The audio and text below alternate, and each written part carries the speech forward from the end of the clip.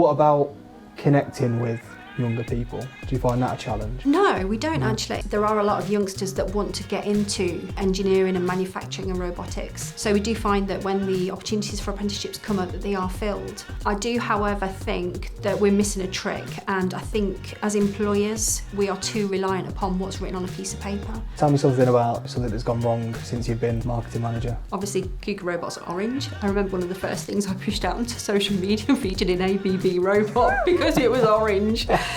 Sabotage. But, yes, no. Blimey. Hi, my name is Tom Flude and I'm a co-founder of Engineers Insight. Today I'm sat with Katherine Nowill from KUKA. Welcome, Katherine.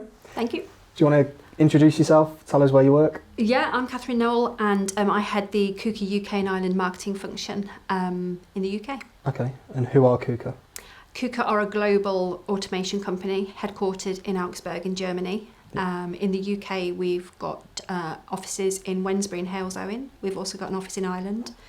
Out of the UK, we deliver product, which is robots, systems out of Halesowen, and also friction welding technology.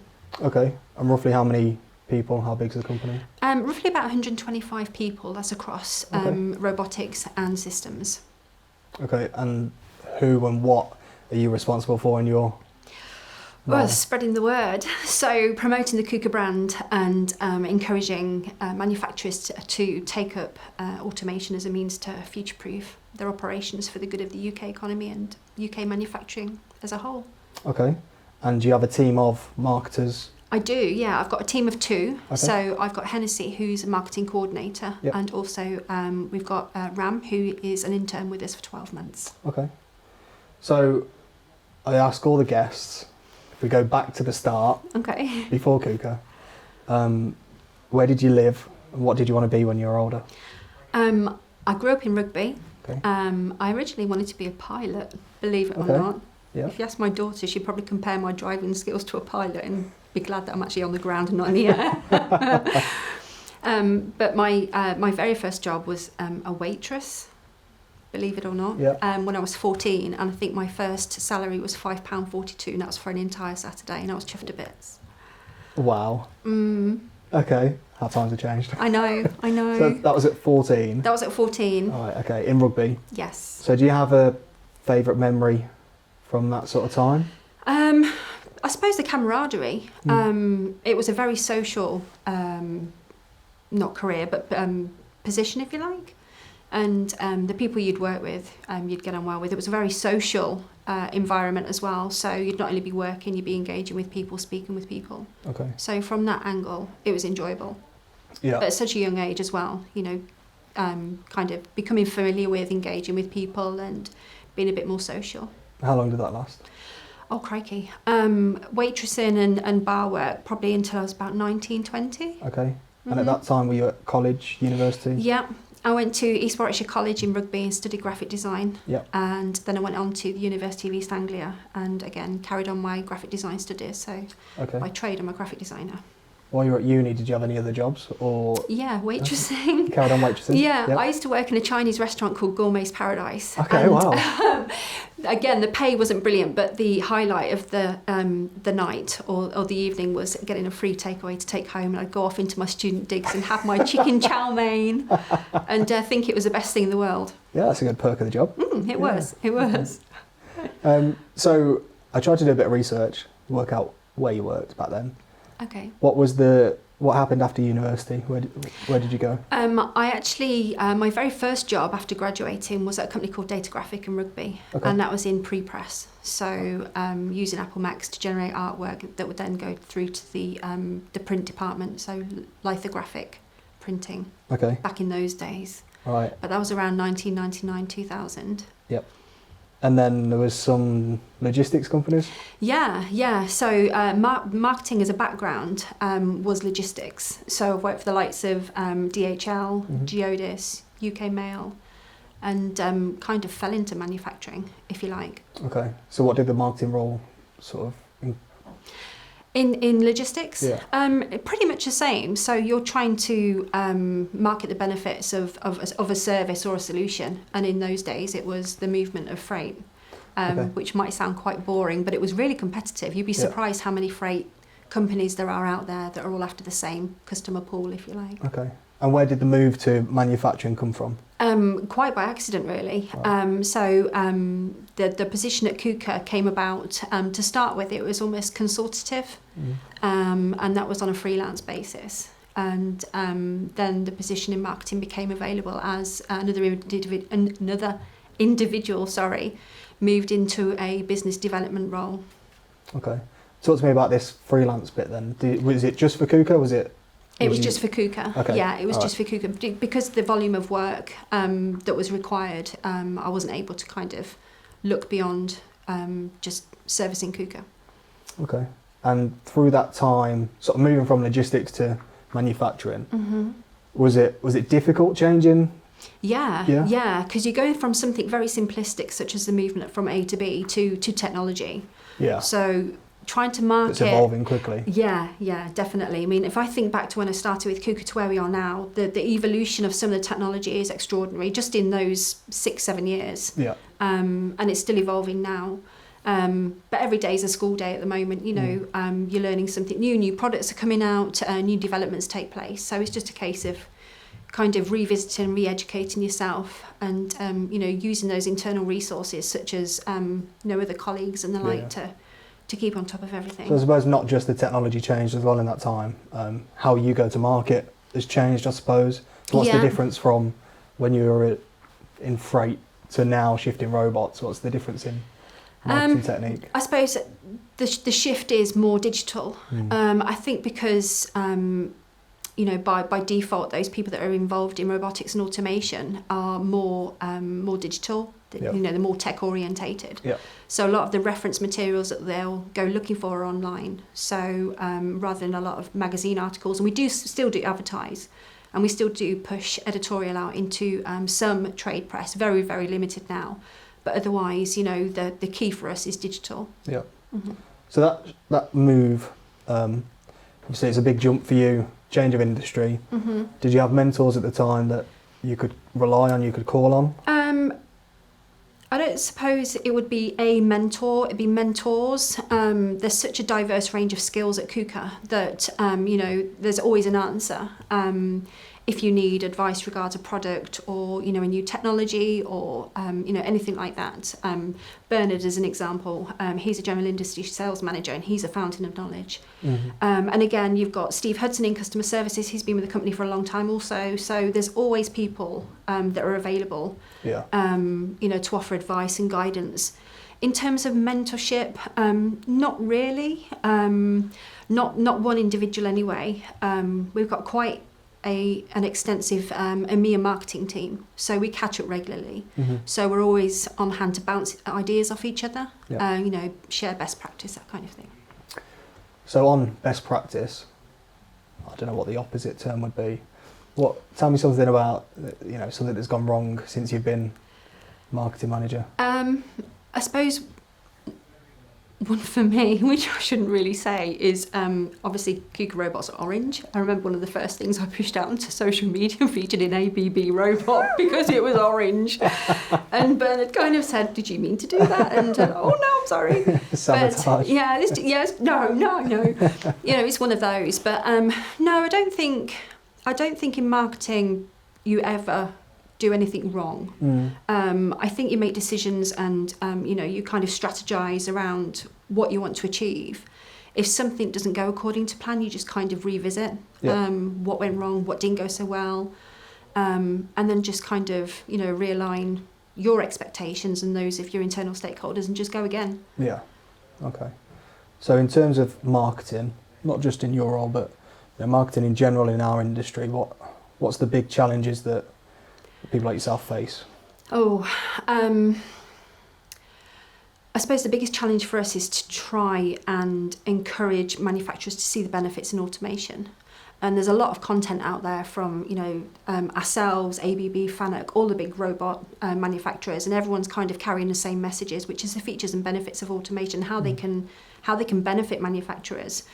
And I think sometimes manufacturers, especially SMEs, might look at a robot and just see it as something that's very, very expensive. But when you see the bigger picture and you can see what the returns could be, you know, that investment's actually quite small. So for us, it's trying to, you know, carry in our editorial, advertising, webinars, whatever the medium may be, is that robots, whilst they aren't taking jobs, that's a misconception, you know, they don't take jobs. If anything, they are future-proofing businesses to create more jobs, because obviously if they create better products, more products, then, you know, down the supply chain, it's increasing jobs for other people. So I think that's the biggest challenge, is trying to get people to understand that, you know, there are benefits, and whilst that investment is a big one, you know, there are tools that are available, such as leasing, to help them. One of the other guests was one of the other brands, and we spoke about the need for automation, the need for robotics, you know, the fact that we're such a manufacturing powerhouse, but, you know, robotics, we're way behind the curve compared to, you know, Asian countries, or you know, even Germany, France. It's how the difficulty is how you convince someone of an ROI, and that, you know, things like COVID happen and you've got no workforce. Well, actually, there are facilities out there that are lights out and fully automated, so they're still producing stuff. It's how you convince the market that they need to do it now. It's quite a difficult task. And I'm going to get political now, and I don't think there's a cohesive strategy coming down from the government that's encouraging manufacturers to think about how they can, you know, complement existing production, and how by, you know, adopting automation and robotics, that UK manufacturing is going to, you know, only go from strength to strength. But I don't know where the messages regards funding, or obviously the catapults exist; they do a great job. But unfortunately, I don't think the right messages are coming down from Whitehall as to, you know, how these companies can benefit. Yeah, I totally agree. I don't know if you follow Andrea Wilson on LinkedIn. She's got a big campaign for the government to have a manufacturing strategy. I think it's fantastic. And a manufacturing minister. Because we need it. Everything, wherever you look, we're all sort of decentralised. You know, everyone's trying to do their own thing. Same as like skill shortages, trying to get into colleges, universities. Something we're heavy on at the minute is like, we as a new technology in the industry, we should be the ones that it's a burden to carry. So then you've got to bring everyone in together. So to have some sort of strategy that comes from the top that we all follow would support that. What about connecting with younger people? Do you find that a challenge? No, we don't actually. I mean, we have a lot to do with Make UK and Innovate UK, and of course they support us with our apprenticeship scheme as well. So we do find that there are a lot of youngsters that want to get into engineering and manufacturing and robotics. So we do find that when the opportunities for apprenticeships come up, that they are filled. I do, however, think that we're missing a trick, and I think as employers we are too reliant upon what's written on a piece of paper. So it's great that a child has all of these grades, but for me there are individuals out there, and you think of Gen Z and you think of kids that you know, Xboxers, gamers, they've got all these talents with coding. They could pick up a teach pendant, they could have a robot moving in seconds. I couldn't. And I think that we are probably evaluating the skills of our children based upon a 90-minute exam, not upon what they're able to do. You know, those soft skills that they can bring to industry. I think we're really missing a trick there. Yeah, totally agree. Are you still involved in kids rugby? No, I haven't been for some time, unfortunately. Okay.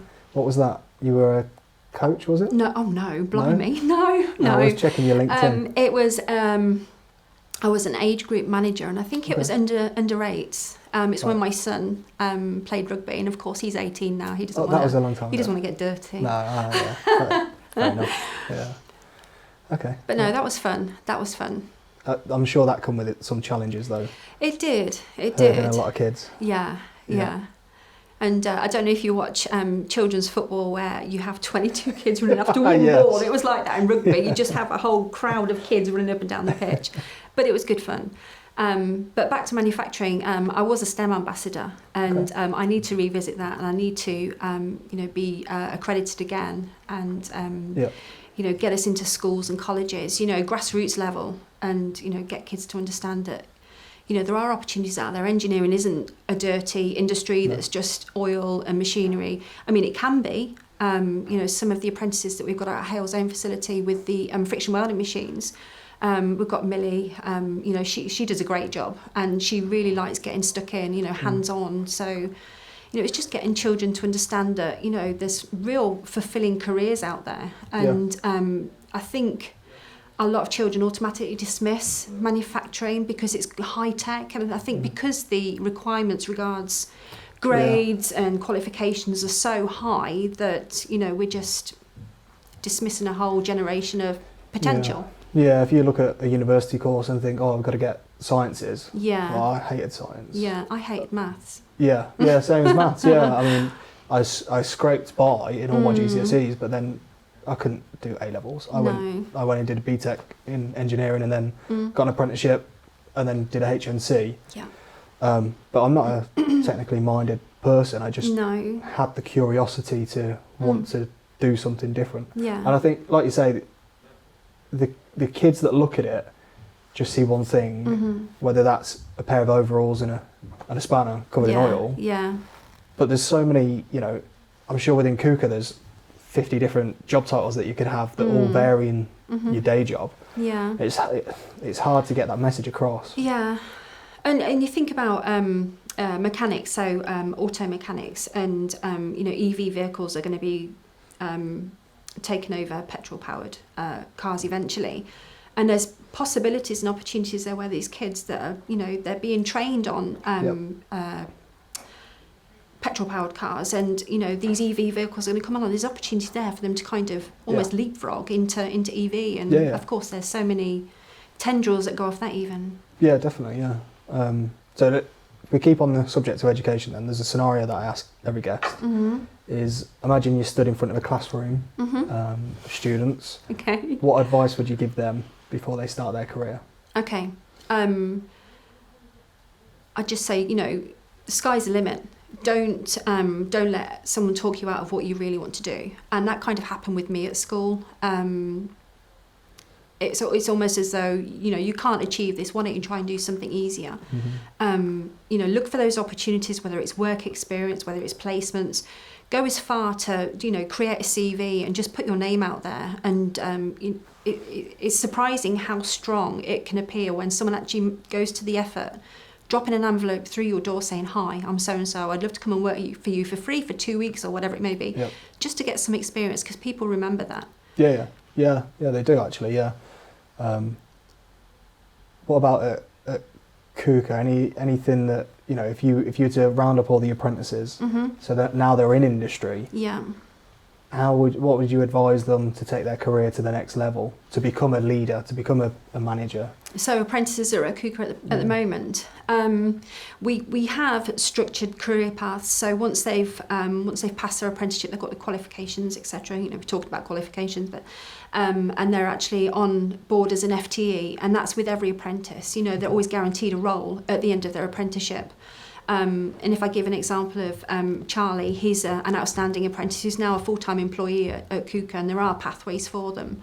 And he's got ambitions of, going up the ladder at KUKA. And you look at the photo of when he joined KUKA and where he is now, and he's changed so much as an individual. And, again, he's got ambitions, he knows what he wants to achieve, but there's individuals along the way that will help him. So, for those apprentices, just keep doing what you're doing. Yeah. Are there any important skills that you can think of that these young people need to hone? Maybe not so much social skills, but just kind of take yourself out your comfort zone now and again. Don't just scuttle off, go and do your college work and then go home. Make the effort to really kind of stand out if you're asked to engage in something. Such as what we're doing today, the opportunities do come up, and I do reach out to them, and they see me coming and run away. But take the opportunity to put your face out there, and make a bit of a name for yourself internally and externally, because people will remember you. And I think that the question, I've asked that question to multiple people now, and people say it differently, but it's always the communication piece.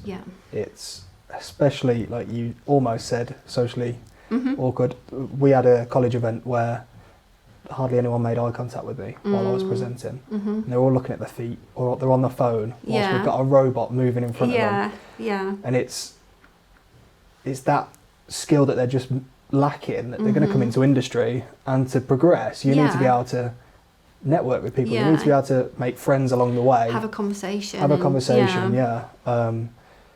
and that's quite difficult with the next generation coming in, because everything is scroll and it's click, and it's and everything's done behind closed doors. Yes, put them in, like say, put them in front of people, and they're kind of but then even like when I was an apprentice, even after my apprenticeship, in them public spaces, I'd never put my hand up and speak, but sometimes you're forced to. Like I would still have to go and give training courses on drives, and it would only be a handful of people in the room, but I'd be a nervous mess. But like you say, you just got to throw yourself into something uncomfortable, because over time you become comfortable in it. If we look at the principles you adhere to, what would you say is key for when you're building the team around you? What do you expect from them? Creativity, first and foremost, and ideas. And now and again, I'll have them come to me and they'll say, I've had this idea, but I don't think it's a very good idea. And say, well, there's no such thing as a bad idea. An idea is an idea. An idea is better than no ideas. They're both really willing to learn. Talk about Hennessy, we're talking about Gen Z. I mean, some of the things that he's able to do, it makes me look really old, but they're both really enthusiastic. So in terms of the team around me, again, I'd like them to be willing to learn, and they are, because things change so quickly. They kind of got to. But they're both really engaged, and they've created internal networks and starting to create external networks. So amazing. Rather than me sit here next time, it could be one of them. So ultimately, whilst it does say on my business card that I might lead UK marketing, there's a team of us. It's not just me. So what's the hardest part about managing people? I think sometimes I struggle to kind of separate business from personal, if that makes sense. So sometimes you can get a little bit too absorbed in something and get really excited about something, and then when it doesn't work, it's kind of, oh, it's all right, we'll try again next time, rather than sitting down and really scrutinising where those failings may have occurred. I think sometimes a little bit too personable. Need to be a bit stricter. But if you trust the team, then you don't need to be strict, right? No. They're a great couple of individuals. And, it just shows how much things have changed since I was at university compared to what they're doing now. And you were talking at the beginning about mentors, and, it's not just the older generation and people of our own age you can learn from. You can certainly learn a lot from, the younger generations. Yeah, I think we've probably got no choice these days, because things are changing so quick. That the technology that's available today is astounding. Sometimes it's mind-blowing. And you think about virtual reality, and when VR first came on the scene 7-8 years ago, and it was mind-blowing then, but you look at augmented reality and the like now, and you can actually walk into a customer premises, sell them a robot system based upon a pair of goggles, and it's crackers. It is.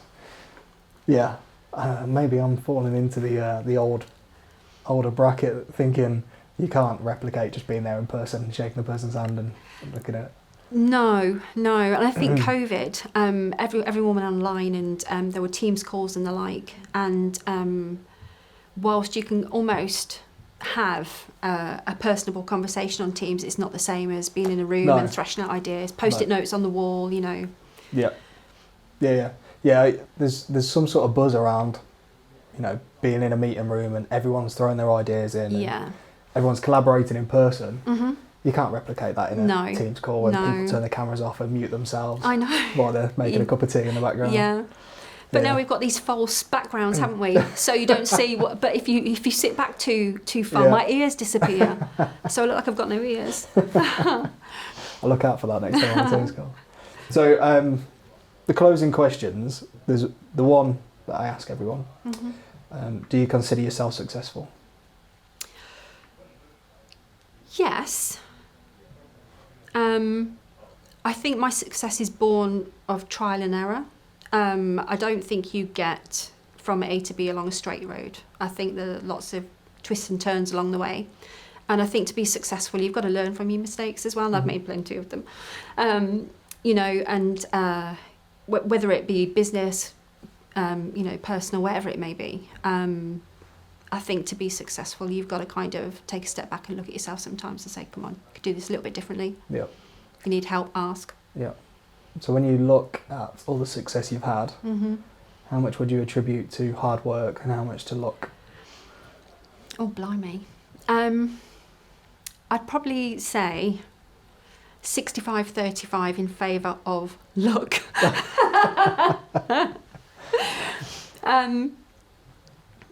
I think as a creative, when we go back to talking about graphic design, I think what I do in my job at the moment, I think I can be creative in delivering editorial and thought-leading content. I think that helps a lot. And I'm able to put together ideas very, very quickly.